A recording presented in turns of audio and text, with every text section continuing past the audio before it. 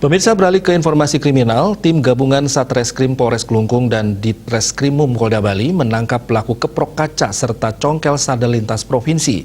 Pelakunya Indra Jaya dan Muhammad Ropi yang menyasar nasabah bank. Komplotan ini beraksi di wilayah Klungkung dan Jalan Gatot Subroto Barat, Denpasar.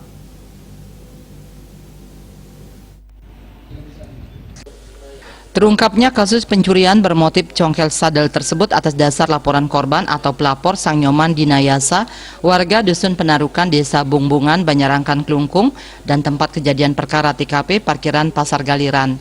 Direktur Reserse Kriminal Umum Polda Bali, Kombes Polisi Aris Satrian, menyampaikan saat itu korban Dinayasa selaku klien subak mengambil dana subak Desa Adat Bungbungan ke Bank BPD Bali cabang Klungkung. Usai mengambil uang, korban Dinayasa keluar dan memasukkan uang tersebut ke dalam jok motor.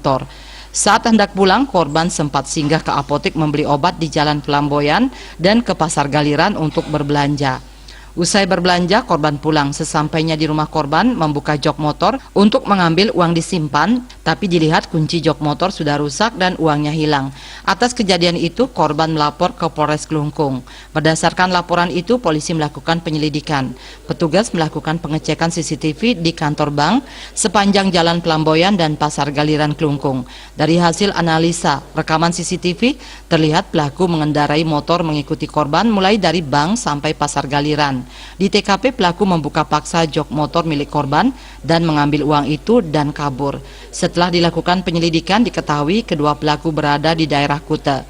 Akhirnya, tak lama kemudian, tim Opsnal Satreskrim Polres Klungkung berkoordinasi dengan Resmob Polda Bali untuk melakukan penangkapan terhadap para pelaku.